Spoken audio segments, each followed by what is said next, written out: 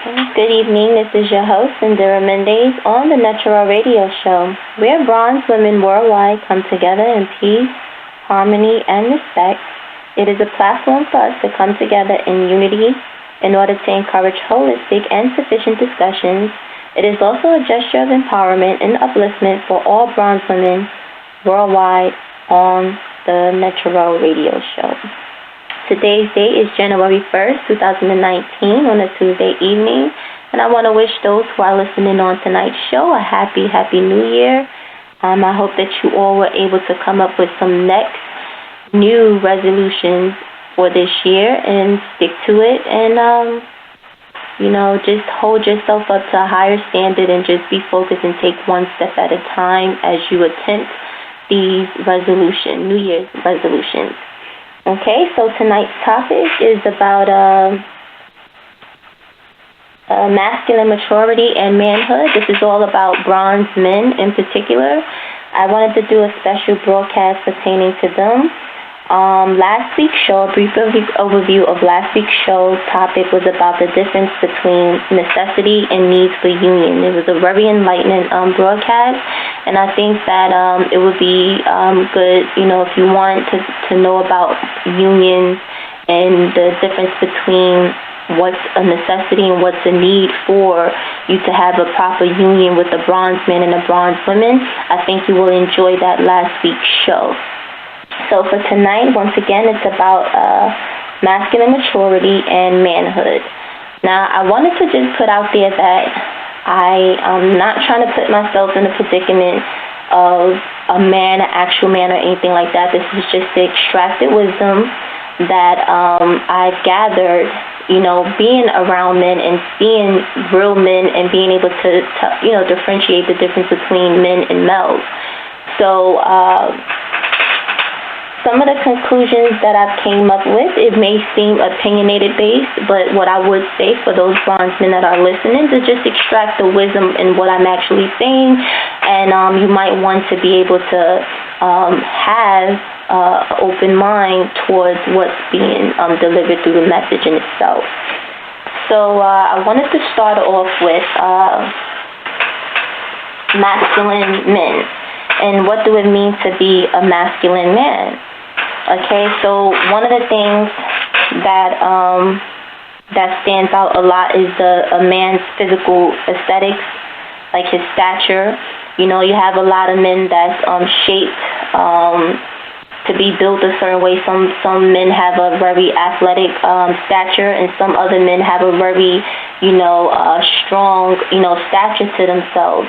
And a lot of times these men, you can know off the bat that they exercise or they do a regular workout routine, and it shows evidently based off of their physical structure. So the physical aesthetics, that's one part of it, but it also shows the upkeep and upbringing of the man in itself, how you're able to groom yourself as a man, how you stand, and how you come off to other people.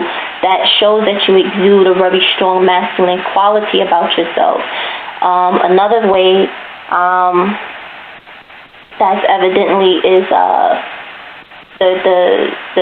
how you treat the opposite sex. Your interaction with the opposite sex is also a way that you can evidently show your masculinity and being able to express it and things like that.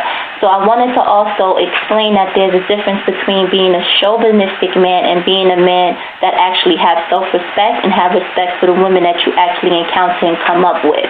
What they always say is that how a man usually treats his woman, not his woman, but how he treats his mother or women of high regards in his life is how he would treat the woman or wife that he's actually with.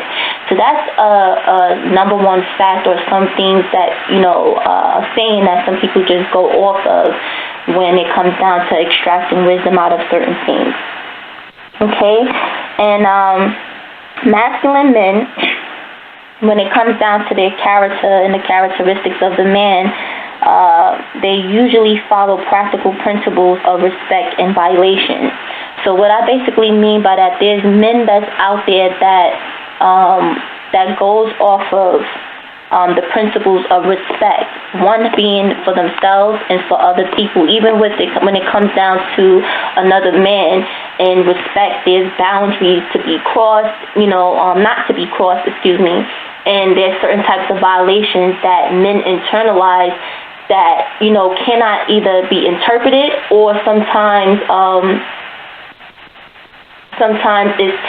it's unspoken of, whereas sometimes men might experience certain types or degrees of violation, whereas they are not able to, not so much of articulate themselves, but sometimes the level of intensity of whatever is taking place of violation, sometimes is they're not able to verbalize it.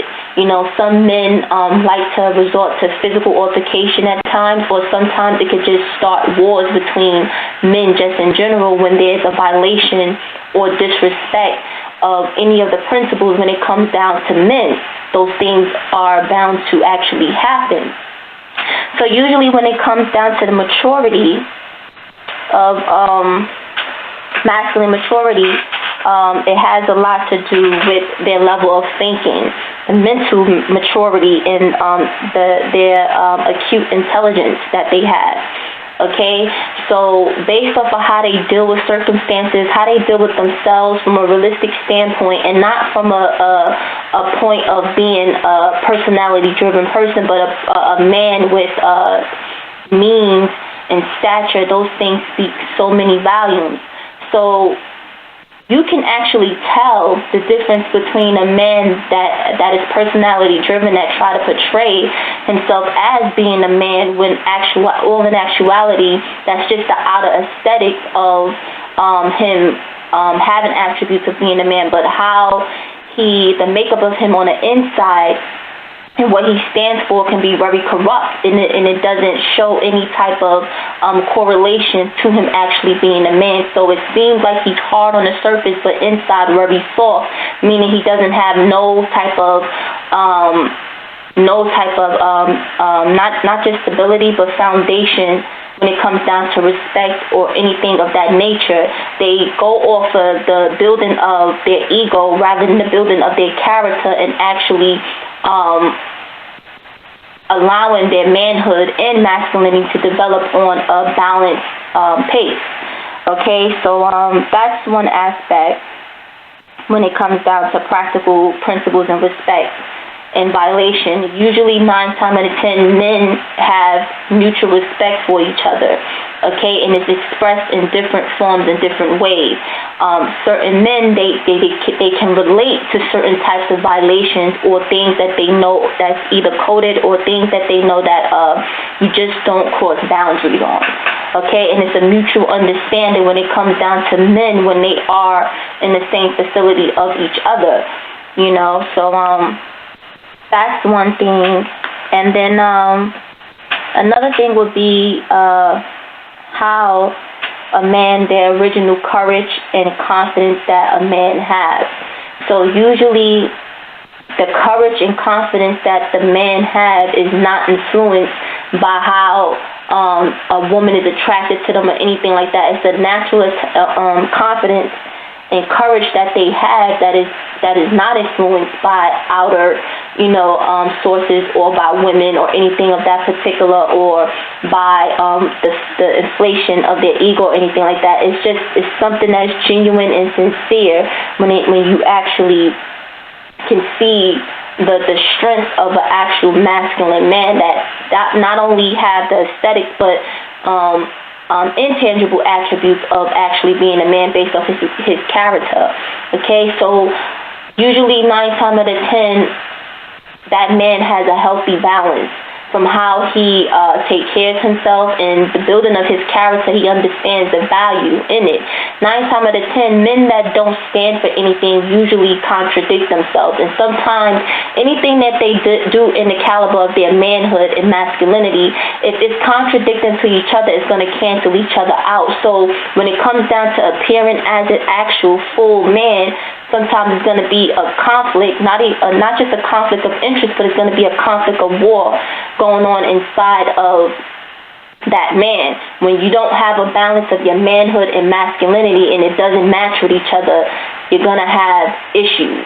Okay, and when you don't deal with those types of issues, such as anger, inadequacy, being egotistical, being chauvinistic, when you don't deal with those negative attributes of yourself, when it comes down to the development of your manhood and actually being a man, then you're going to have an imbalance. It's sort of like being an element in a total element, but one of your elements is not being sufficient. It's not going to flow right. It's like a discord going on within the inside. So 9 times out of 10, no matter how much you're able to masquerade or cover it up, whatever it is that you're feeling on the inside is still going to come out from how you treat other people, how you treat women, how you treat children, how you treat the other man that looks like you and things like that. Your tacit assumptions that you have of yourself and other men, it almost comes off as a looking glass mirror, whereas you'll encounter that low frequency of men where, like I said, it'll be a looking glass mirror where you see yourself, you see the failures, and as a result, that anger only inflames it to something even more. So instead of that being an issue, it is better to deal with the unspoken issues that you have as a man than to actually let it fester and be able to manifest over time as a self-destructive quality. Okay? So moving along to manhood development. Okay? So what is manhood in development stages? Once again, like as I said before, it's basically me extracting the wisdom out of this and being able to have a show on tonight and be able to share this on tonight for those who are listening on tonight's show. Okay, so one of the things is the physical changes that are transparent, and usually it's about the adolescent stage that the young men actually go through, whereas their voice starts to change and the physical makeup of the young man start to change, and it usually happens between the ages of 12 and 14, where the voice box will start to crack and things of that nature. So that's more along the lines of a transitioning point of manhood taking place. Okay, and usually the significance of the father is there to actually help and aid in them to make that transition in becoming an actual man. When they're going through that, the voice box changing, the physical stature and things of that nature, they need to be able to learn certain things. So it's almost as if it's the father's responsibility to bring them up to speed on certain things that they should be doing to exercise the attributes of them actually being a man, such as how they treat their mother, how they treat the women in their lives. It should be taught by a man that is solid and sufficient in who he is. If there's a lack of imbalance, then it's going to be the same thing, whereas the apples don't fall too far from the tree. So if you are a father and you don't have no regards for women, then it's going to be the same attitude that's going to be brought along to your son. Your son is going to have that same perspective on things and how to treat women. So when it comes down to young men just in general, it's very peculiar how you are able to teach and raise them as a father. And even if the father is not present, but to have a strong, solid man that's strong in character, meaning the attributes of who they are masculine-wise, and through the development of their manhood. A lot of times you have young men that look to older men that are well seasoned for wisdom and advice, because they know that the balance between their masculinity and manhood, that it is sufficient and solid. So 9 times out of 10, they value whatever wisdom that they get. But when it comes down to just the father being there and being able to stir and guide their son into the right direction, you want to be able to, not only teach your son, but be able to teach them things that you experience, and not so much give them a solution based off of how you got through it, but give them a solution that is out of the norm. Out of the norm of how you came up with a judgment, or you came up with the idea of how to deal with a certain situation. For example, let's say if you trying to give your son advice about sex or anything like that, the right thing would be to tell him to strap it up and protect himself. Okay, if you having that real and raw, conversation with your son, you letting him know that, okay, there's STDs out there, and there's a possibility that you can get a young girl pregnant by being sexually active. When you give it to them like that, then you also have to give it to them in a way whereas you want to make sure that they are mindful of what they're doing and why they are actually doing it. So let's say, your son comes to you and they say they have a girlfriend and it was a breakup or whatever, and from based off of your experience of dealing with women, if you teach your son to do the opposite and treat the women like nothing or treat them without respect or anything like that, that's going against the development of his manhood. You're teaching your son to form the trickery, and being a chauvinistic man is not courageous or a level of confidence. It's almost as having a false pride when a man is chauvinistic, and there's an imbalance between that man. And a lot of times he has to balance it off by degrading or keeping a woman beneath him, and that's not the proper way.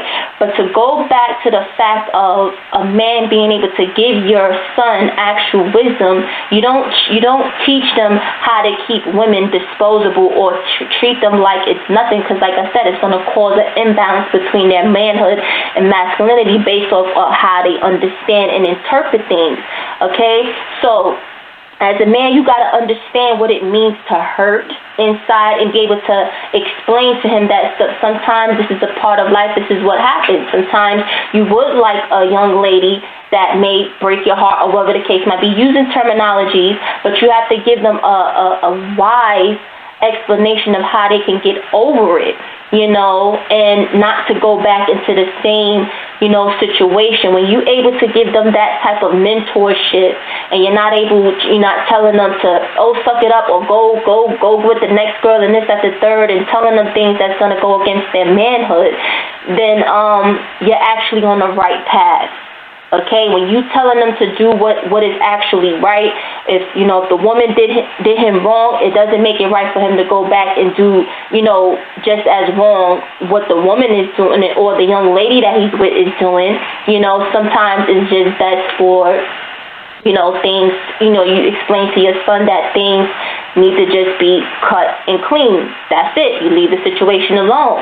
Okay, but you got to understand that when your masculine maturity and manhood does not mesh with each other, whatever you do that is of a caliber of being masculine and mature, but you are underdeveloped when it comes down to the actual attribute of your manhood, then it's going to cancel out each other. To whereas if your father didn't teach you how to respect women or have respect for women, or you never have respect for your mother, then it's going to come out as in you being disrespectful to the women that you actually get with. It doesn't matter. This is how chauvinisticness happens. When you show one caliber of your masculine maturity, you're buying a woman thing, you're treating a woman this, right, and doing all of these things, but because of a lack of manhood development, when things go wrong or sour or go left, you curse the woman out and you do everything that shows that you don't have no respect for yourself or the woman that you actually dealing with because of adopting the characteristic of being a chauvinistic man. Okay, so to be in the clear of all of that, you want to be able to deal with situations that is accordingly. If you are a man and you're dealing with a woman that's not cut from a strong and regal, calibers, whereas she don't have no respect for herself or respect for you, 9 times out of 10, the best thing is not to entertain her or absorb her energy. The best thing to do is to just leave her by herself, to herself, and you remove yourself out of the picture. That's how you deal with situations. Okay? So that's just on a very minute level. Okay, another development stage is how you have respect for men and the proper development of the pride that you have as a bronze man. Okay, so these things have to be taken into consideration. How you internalize respect is how you deal with situations where you don't sweep things under the rug and you think things are just going to go away, or you feel that you cannot articulate the type of pain that you actually feel as a bronze man when you don't know how to channel that energy into something that's more constructive and conducive for your growth. When you don't know how to do those things, you cancel out your masculine maturity and manhood when you don't know how to do that. But when you do know how to channel in the right energy, then you're able to have a balance with everything in your life. Relationships, your occupation, whatever you run in your home. If you're a father, there's going to be a mutual balance between your masculine maturity and the manhood. When you're able to take negative energy and convert it into something positive, as something conducive towards your growth in your manhood as a man. Okay, so when you have a level of respect for yourself, and you have a same level of respect for the bronze man that look just like yourself, then that speaks volumes. Then you're able to not just have a level of self-respect, but you're able to acknowledge the fact of the value in self-respect and having respect for another man that looks actually like you, as opposed to going against someone that looks like you, or having a jealous streak, which is not of a man quality or regal quality of a strong bronze man. When you feel you have jealous tendency of another man, or you come back after whatever another man has, that is not being a man. Okay, when you are very talkative and you're just gossiping, talking about nonsense, that's not a quality that a so-called man would have. Okay, a man is supposed to be in his thoughts, thinking in his mind, thinking about his next actions and his purpose in life.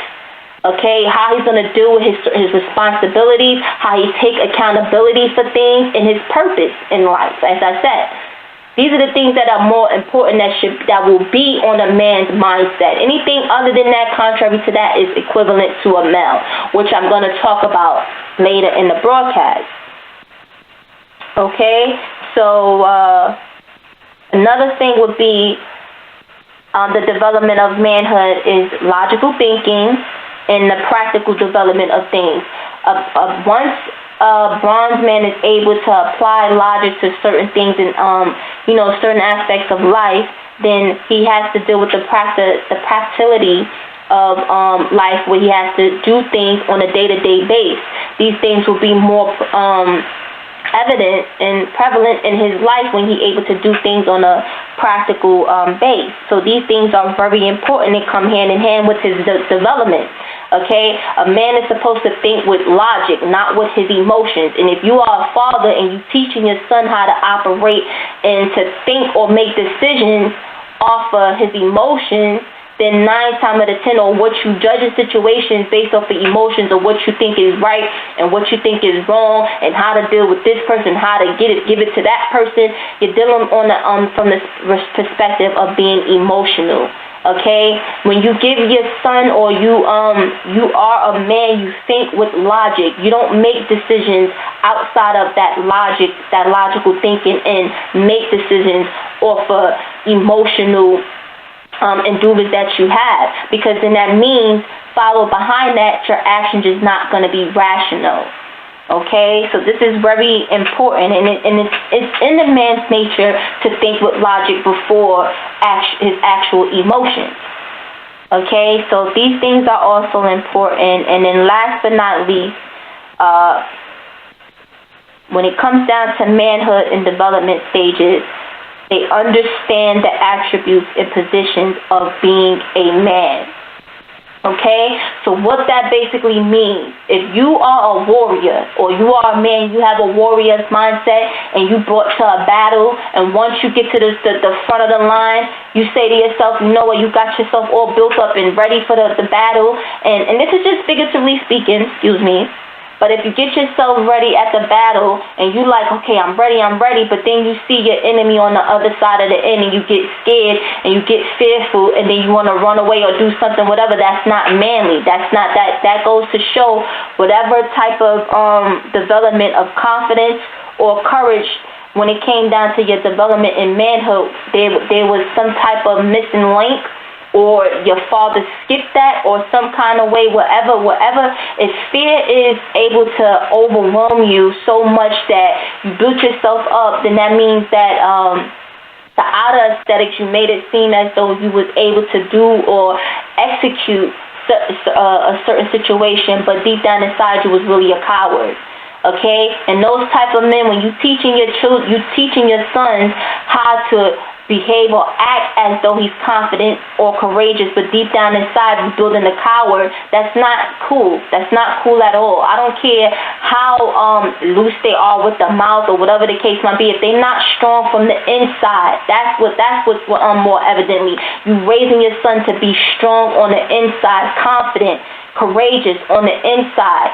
Okay, when you don't teach your son these things, then you're only raising a coward in the end. I don't care how much you tell him, oh, you punch your chest and this, that, the third to show some strength or quality. If you don't feel that really deep down in your side, then that's gonna surface on that man when it comes down to on that son or whatever the case might be. It's gonna surface when it comes down to actual action and being able for them to defend themselves. Okay, and even in applying that attribute when the man is put to battle and not executing the situation accordingly, that applies to every aspect of his life. Every aspect of his life. Especially if you have a so-called man that's chauvinistic or controlling or manipulative or whatever the case might be, is mentally abusive or physically abusive to a woman, it says a lot, not just about that man, but about the man that raised him. Okay? Now, it's understood, it's ultra-stood that when the man gets of age, that they make the decisions of their own. And you could have been a father that never put your hand on his mother or the wife that you was with or whatever the case might be. You may not have never put your hands on them. But it will also translate because, let's say, you didn't have respect for his mother or the wife or whatever the case might be because you was disrespectful verbally or verbally abusive to the woman that you was with or his mother, is going to translate through him actually physically abusing a woman because he can't articulate himself in a way to show that he's upset or angry about a circumstance or situation. That's being a coward. When a man puts his hand on a woman or when he verbally abuses a woman or try to be manipulative in any kind of way, it's a quality that is so deadly and self-destructive. It is a coward. Plain and simple, a coward. Okay? And vice versa. When it comes down to women, even though the show is not about bronze women it doesn't make it right for bronze women when you are in conflict or in a situation to feel as though you have to put your hand on a man. Okay? Usually men in those situations that deal with women that are out of control, they either restrain them to not hurt them or hurt themselves and get them in a situation, put them get them as far as away from them as they can. Okay, some men do that. Okay, so sometimes, when it comes down to being a little bit overbearing, and I'm not trying to contradict myself, when you have those type of women that are being lawless and disrespectful and you restrain yourself as a man, it doesn't make you a coward when you defend yourself immediately from that woman if she being a wild pack or a wild animal. Okay? Because I said this to myself. If I have a son and I tell my son to teach my son of how to have respect for himself and for other young ladies, and they don't have no self-respect for themselves, and he gets into an altercation with any other girl and she's hitting him, it only takes 2 strikes. And I said I will teach this to my son. That 3rd strike, if you knock her down or whatever the case might be, it would tell her a whole lot. But that does not make him a coward. It's self-defense. Okay? And this is what women need to know. Real women do not put their hands on men. Okay? So sometimes that happens. But for those men that use that as a bait to build up their ego of masculinity, of being a man, that is wrong. Totally wrong on so many levels. When you want to use a woman as a punching bag or beating bag because you have frustration, built up anger, and things of that nature. Okay? You have to destroy that aspect of you because you're not going to be a strong, masculine man. You're going to be a coward because when a real man faces you and fights you or deal with you accordingly, you ain't going to want to deal with them because you're so used to battering other women, whether it's verbally, mentally, physically, that when you meet your match, you're not able to deal with them accordingly or stand firm as a man in your position. Okay, so this is why it should be a balance between masculine maturity and manhood. Some things are just totally wrong. Totally wrong. Now, moving along to the difference between men and males. Okay, what is the difference between men and males? Men stand in supreme positions like a king, a master, or an alpha. Okay? And those same type of men doesn't just take on the title, oh, that's my king or that's my queen or whatever the case might be, or say I'm the master of this or I'm the alpha of this, that, the third. They really internalize that and they really live out that actual lifestyle. They don't just say it or pretend to act as though they're a king or act as though they're the master of not only themselves but the master of everything around them, or say that I'm an alpha man. But I do things in the first and not in the second. They internalize it. They've been built up that way through having a strong father or backbone that whoever, it could have been a man or their father, whatever that was there to build them up strong, to be cut from a strong cloth like that. Okay? So they stand in supreme positions. Okay? They say what they mean what they say. Their character speaks volumes. Okay, not an inflated ego where people influencing you, they saying certain things to build up an ego, whereas your ego is just really fragile. No man really needs no one to build them up or to, that's just part of it.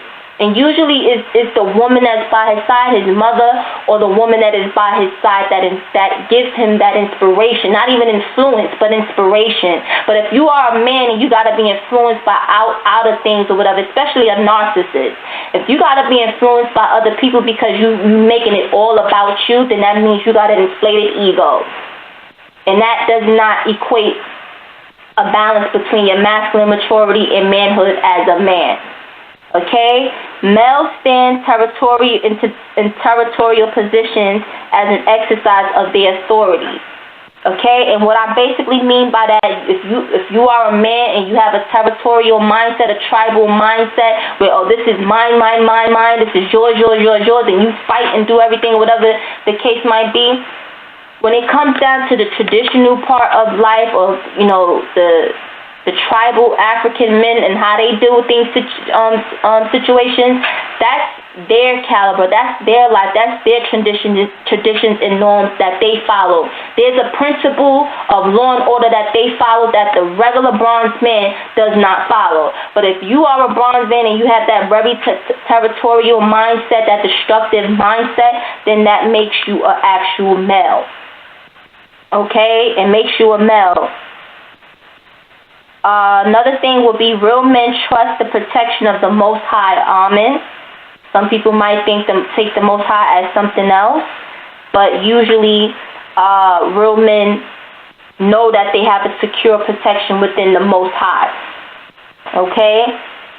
Real males trust the protection of other men and often experience betrayal or lack of trust and respect.